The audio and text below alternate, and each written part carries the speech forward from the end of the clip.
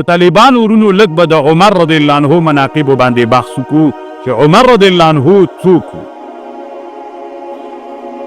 طالبانو ورونو عمر چې و دا د رسول صلی الله علیه وسلم په صحابو کې یو صحابي و چې تقریبا شپږم کال د هجرت کې نه شپږم کال د بعثت کې الله عز وجل د ایمان نصیب کړیو د عمر رضی الله عنه. چا وی پوښتنه ترنه وکړه نه چې فاروق تا ته ولې وایي عمر فاروق ولې تا ته عمر وایي عمر ابن الخطاب العدوي القرشي. دی وایي علمانه درې ورځې مخکې د ما د اسلام نه د اسلام لوی زمری اسد الله و اسد رسوله حمزه ابن ابي طالب هغه له ما نه مخکې وي درې ورځې مخکې ایمان راوړی و. علت یې دا و د ایمان راوړلو یې وایي یو ورځ ابو جهل نبی علیه السلام ته کنځا کړې وي پکې ورته لیدلې وي او دې وخت کې هغه نه و حمزه رضی الله عنه مکې کې نه و چېرته تللی و. حمزه ته چې بېرته راغی نو ښځې ورته ویلې چې تا وراره ته نن ابو جهل کنځا کړېږي. نو دی ډېر سجا سړی و حمزه. نو حمزه رضی الله عنه چې خبر سو نو غوث ورسره و او مسجد د بیت الله کې کافران ناست ول. نو دی راغی ورته چې دې مسجد ته راغی دا قوس یې داسې نیولی و داسې تکیه یې پرې کړې وه راغی ودرېده او د ابو جهل ته یې په دې مجلس کې بد وکتل. نو ابو جهل پوه سو چې دې سړي ما ته اراده ښه نه ده اراده یې راته خرابه ده. نو بیا یې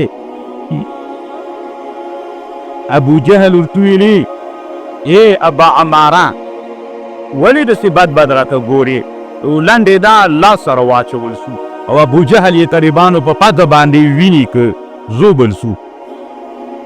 نو شخړه وسوله خو دا شخړه د قریشو زه په قراره کړله ځکه د قریشو کې د دوه لویو خلکو چې یو ابو جهل و او یو حمزه رضی الله عنه دواړه مشران خلک ول.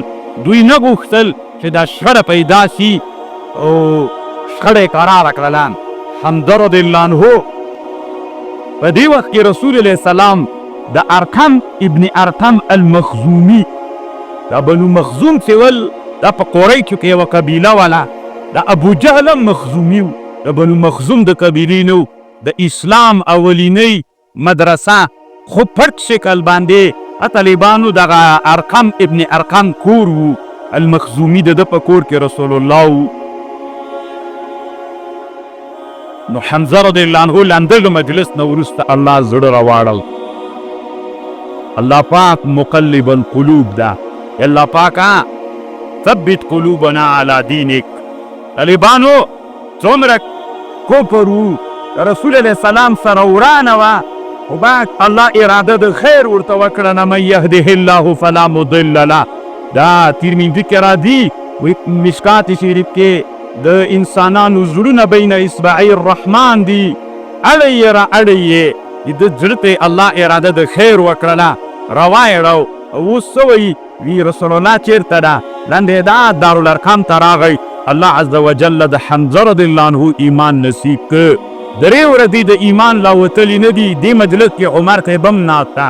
الله حمزه رضی الله عنه ایمان نصیب که. طالبانو ورونو الله عز وجل مو هغه ته بوځه دا څه ورته وایي حج عمرې ته دا د عبدالله بن ارقم کور چې ده دا د صفا غونډۍ سره یو خو مروه ده یو صفا ده دلته د جي سره د جبل ابي قبیس طرف ته دا کور دلته و.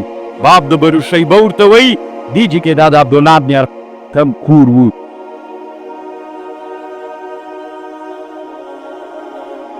دې طالبانو ورونو عمر سے گوئی ما ورته ویلي چې تا ولې د پلارو د نیکه دین پرېښوده د محمد دین ته لاړلې خو خیر هغه خبرې ورته وکړلې.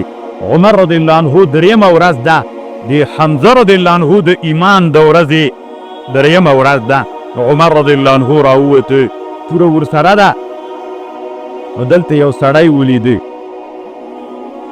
دا مخزومي د طالبانو دا بنو مخزوم چې ول دا د عمر ته ماماګان ول، دا ابو جهل هم د عمر ته ماما و، نو دوی ماماګانې ول بنو مخزوم. نو هغه مخزومي سړی یې ولیده، نو عمر که یې ورته ویلي ته هم لکه له دین نه اوښتلی خوشکه یې ورسره وکړه. نو هغه ورته ویلې عمر ته یې ویلې، خو د عمر ته ورور طالبانو زید بن الخطاب طالبانو له عمر ته نه مخکې ایمان راوړی. دغه عمر ته دومره وهلی همغه خپل ورور په اسلام باندې ډېر زورولی ده. خو ځکه طالبانو صحیح دی مسلمان وو، خو څومره حیثیت چې د قریشو په ټولنه کې عمر صاحب درلوده، الله عز وجل د ده په ایمان باندې د اسلام په ټولنه کې یو بدلون راوت او یو خطرناکه سړی و عمر رضی الله عنه.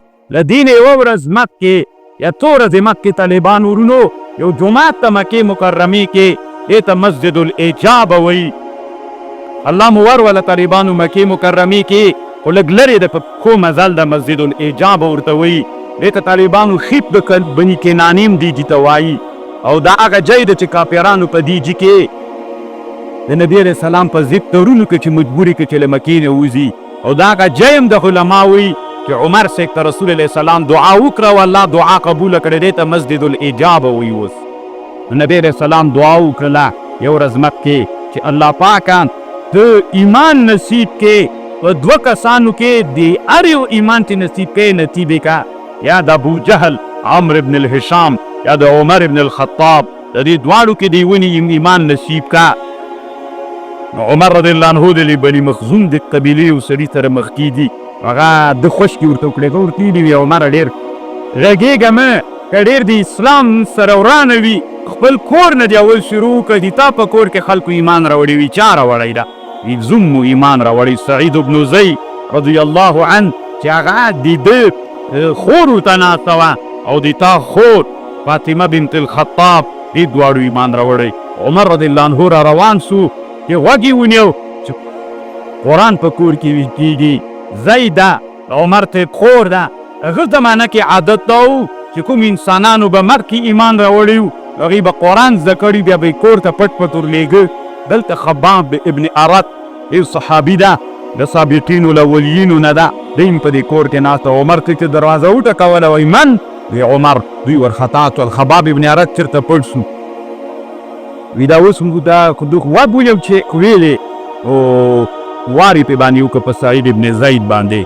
سعید ابن زید یې داسې راونیو، عمر صاحب په مځکه یې ویسته چې چپه یې کړ، نو ښځه یې ورغله، دا خور یې داسې سر نه راونیو، نو د دې خوله وینې سوله، نو خور یې خوشکې ورته وکړې، ځکه د پلار لور وله، نو دواړه عمري ماده کې پکې پرته وله، په دې کې وله شخړې سوله.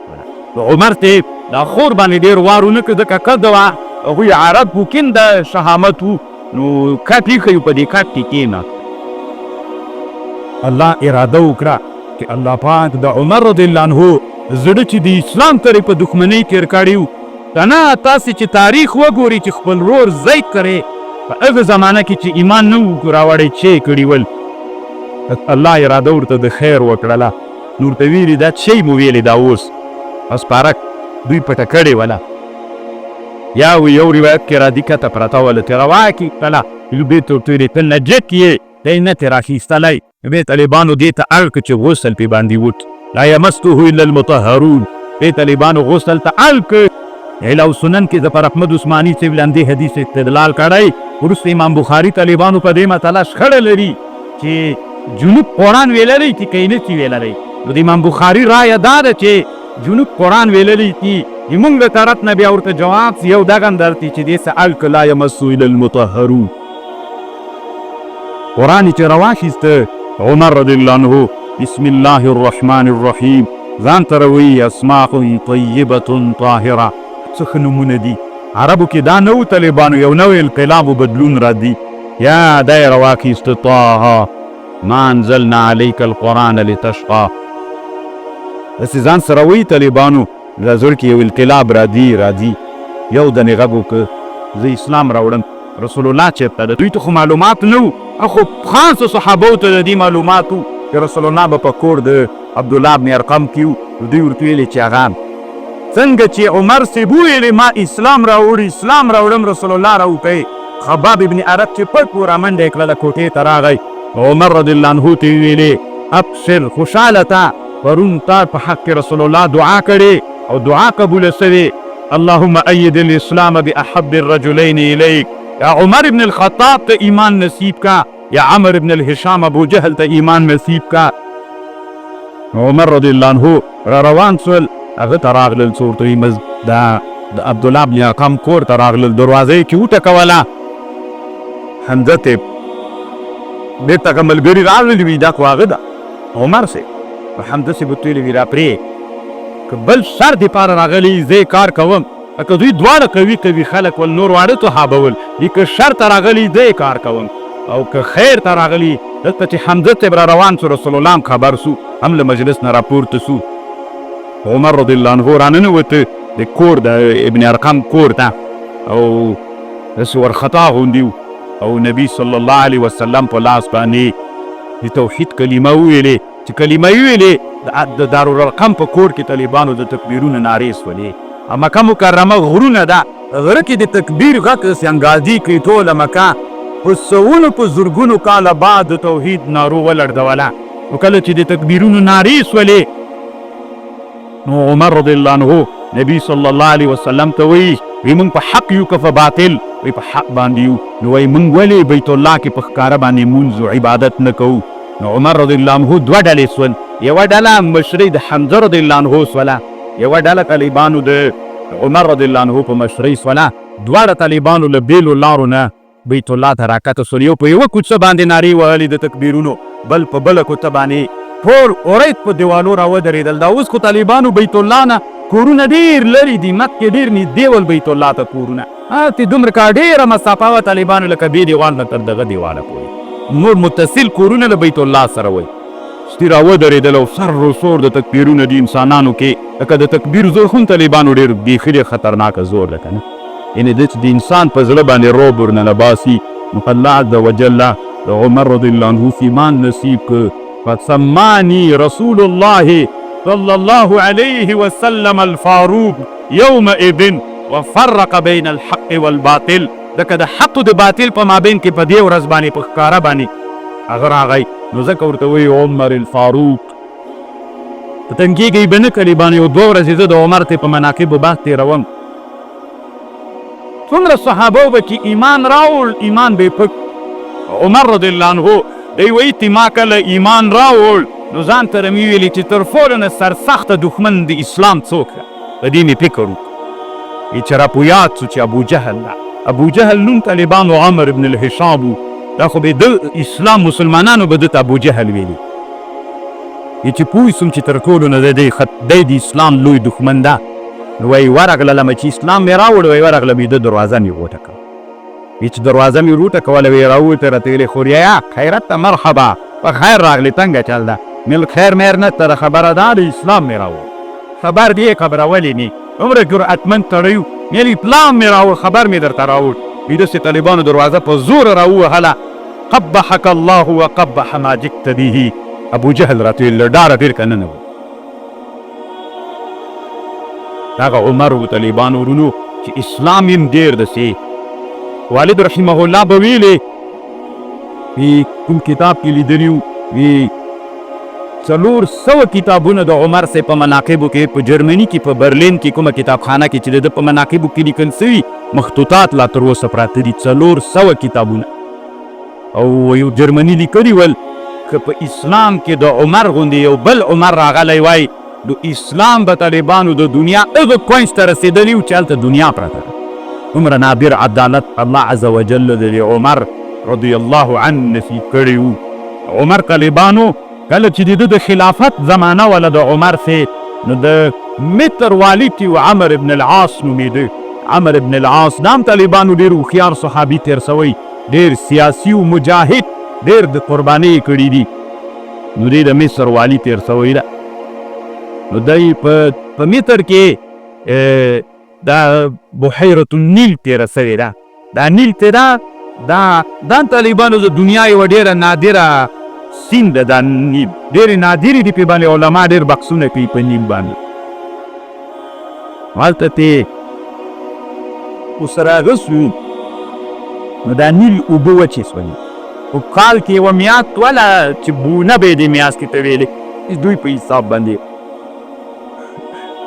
نو دوی به داسې کول یا به یې وجیلۍ له مور و پلار نه په پیسو واخیستله هغه به یې ښه ښایسته کړله بیا به یې دې اوبو ته ور واچول اوبو ته به یې چې ور واچوله دا اوبه به را روانې شو اوبو به مزل و نو اوس خو اسلام راغلی ده نو عمر ابن العاص رضی الله عنه ته راغی وی دا نیل داسې یو عادت لري عمر ابن العاص ورته ویلي اسلام ته دا یهدم ما کان قبله اسلام نه مخکې چې کوم شیان وو اسلام نه مني دا کار پرې نو طالبانو ورونو دا اوبه وچېدلې او مصر کې چې نیل نه وي طالبانو مصر هلاک ده عرب وایي لولا النیل لهلک المصر